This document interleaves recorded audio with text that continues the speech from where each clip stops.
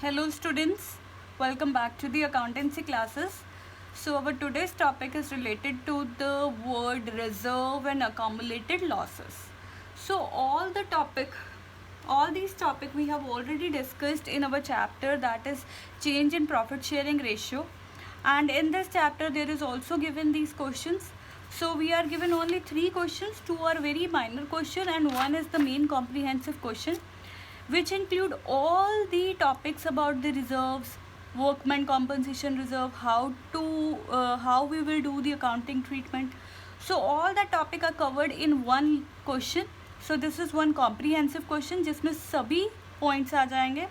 तो यहाँ पे G तक points है. First of all, you first have to read the question carefully.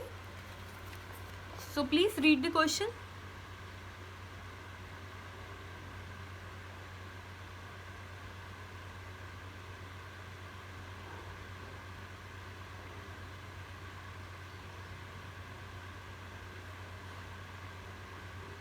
Yes, students.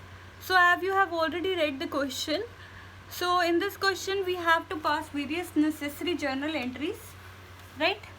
So in the very first part, that is A part, हमारे पास question में दे रखा है reserves, contingent reserve and profit and loss account. तो हमें क्या करना होता है, उन रिजर्व्स एंड ऑल को हमें अपने प्रॉफिट एंड लॉस अकाउंट जो भी बैलेंसेस होते हैं उनको पार्टनर्स में, ओल्ड पार्टनर्स में डिस्ट्रीब्यूट करना होता है. तो that same we will do over here. तो यहाँ पे हमें क्या करनी है, नेसेसरी जर्नल एंट्रीज पास करनी है. तो लेट मेक द फॉर्मेट. तो हम 2 बार यहाँ पे जर्नल एंट्रीज बनाएंगे, जर्नल एंट्रीज का फॉर्मेट बनाएंगे.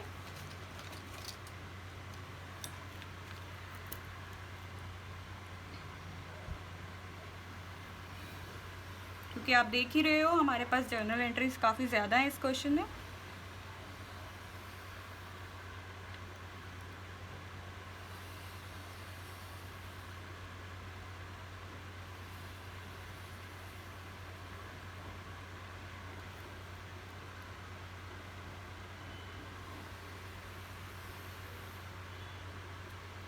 Right, this is our first one.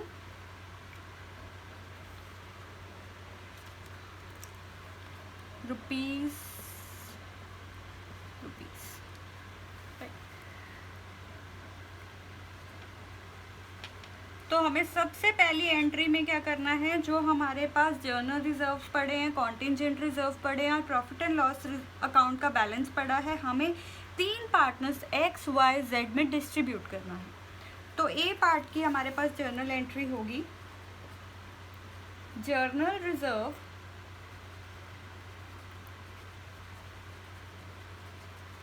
Account debit, contingent reserve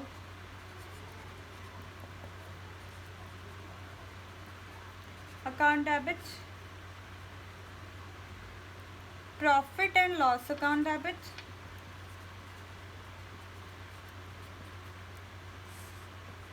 तो इन तीनों का बैलेंस क्या है, 36,000, 6,000 एंड 18,000.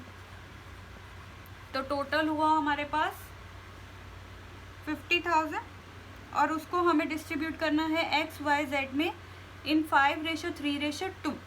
तो हम डिस्ट्रीब्यूट करते हैं to X capital account,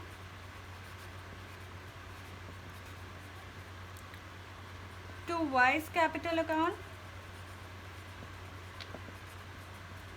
to Z's capital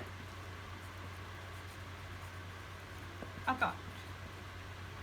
तो ये हमारे पास अमाउंट हो गई 30,000, 18,000, 12,000.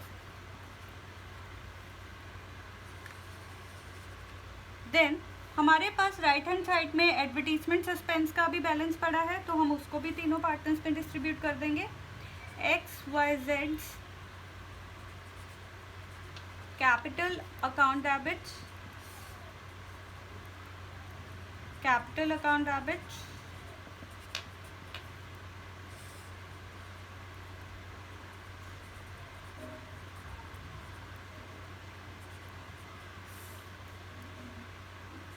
To advertisement suspense account.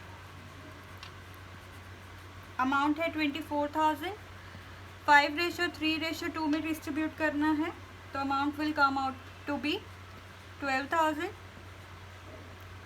7,200, 4,800।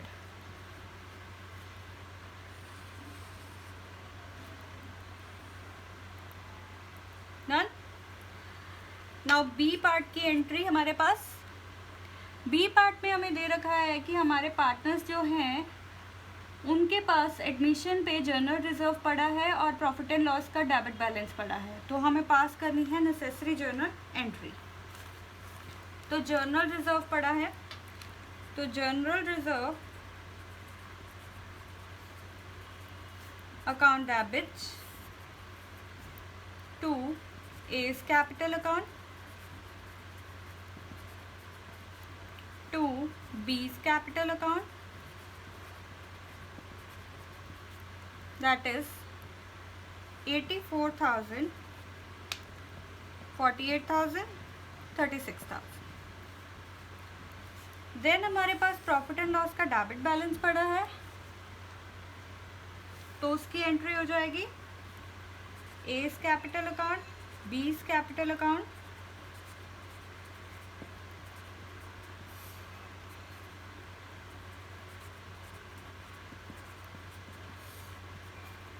To profit and loss account. तो ये अमाउंट है हमारे पास 8400। तो हमारे पास पार्टनर्स की रेशियो 4:3 है, तो यहाँ पे आ जाएगा 4,800 and 3,600। Done. Then next entry we can pass point number C. C में हमें दे रखा है वर्कमैन कॉम्पनसेशन रिजर्व और उसका कोई क्लेम नहीं है, तो entry will be workman compensation reserve account debit to X capital account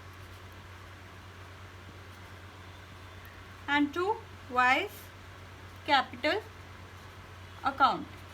distribute करना है हमें टू पार्टनर्स में इक्वली।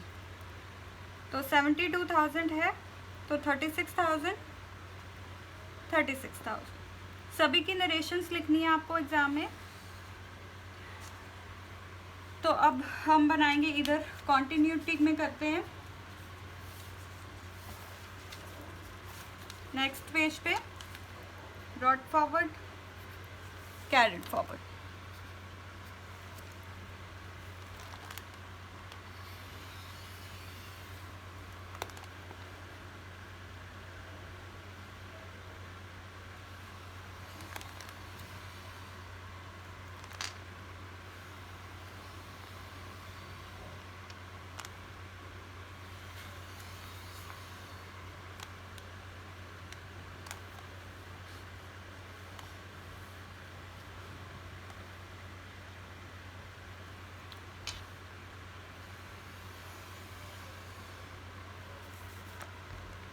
तो नेक्स्ट एंट्री हमारे पास है डी पॉइंट।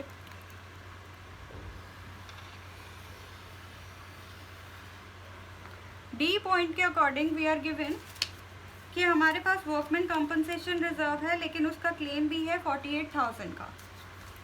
तो डी पार्ट की हमारे पास एंट्री होगी workman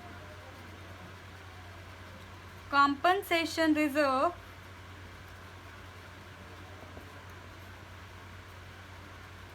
account debit to claim account,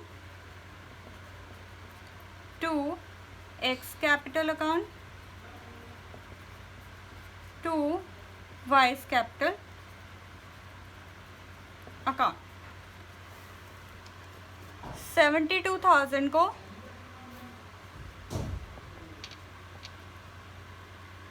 48,000, 12,000, 12,000, distribute हो जाएगा। देन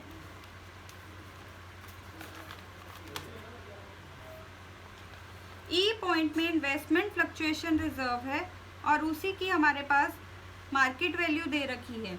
तो मार्केट वैल्यू और जो उसकी एक्चुअल वैल्यू है इसमें डिफरेंस है 10,000 का, तो we have to pass the necessary journal entry.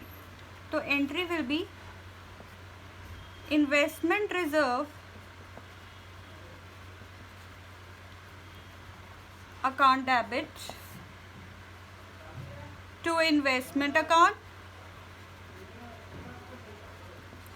To X capital account to Y's capital account. तो हमारे पास 24,000 है, उसको डिस्ट्रीब्यूट करना है। 10,000 का हमारा डिफरेंस है, rest will be distributed equally among the partners. Then F point है, जर्नल रिजर्व दे रखी है हमें और उधर ही हमें कहा है कि 20% journal reserve investment fluctuation account में पोस्ट करना है। तो entry will be journal reserve account debit to investment fluctuation reserve to X capital to Y's capital account.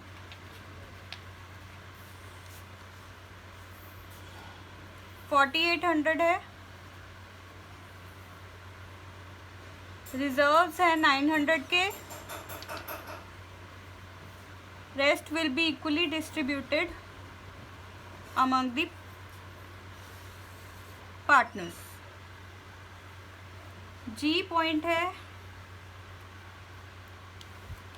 उसके अकॉर्डिंग हमारे पास ऑलरेडी बता रखे हैं सभी रिजर्व्स और उनका नेट बैलेंस निकाल लेंगे। जी पॉइंट में हमें कहा है कि हमारे पास बुक वैल्यूज दे रखी हैं, ABC पार्टनर्स हैं, रेशियोज बता रखी हैं, उन्होंने डी को पार्टनरशिप फॉर्म में लेके आए हैं और without affecting the book value उन्होंने जर्नल एंट्री पास करनी है। तो जी पार्ट की एंट्री विल बी, सबसे पहले तो हम वर्किंग नोट बनाते हैं। यहाँ पे वर्किंग नोट,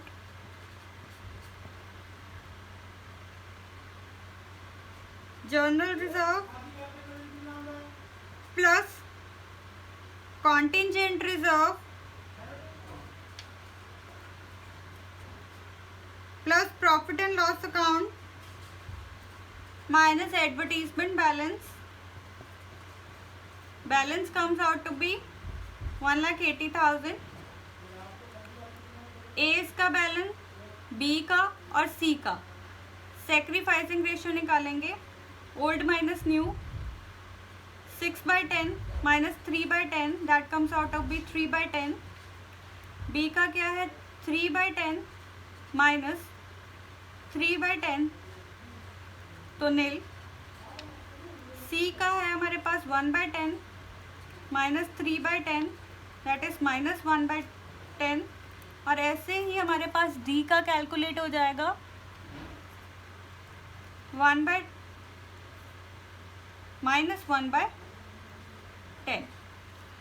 तो इससे हम 180 को डिवाइड कर देंगे तो यहाँ पे अमाउंट आ जाएगी 54,000। बी 0 है, सी का आ जाएगा 36,000 और डी का भी 36,000। तो journal entry will be C's capital account debit, D's capital account debit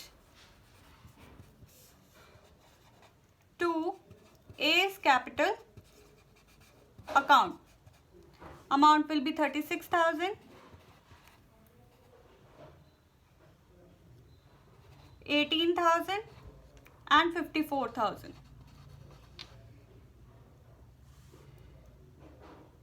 D की अमाउंट 18,000 है। So we are done with question number 61. Take care.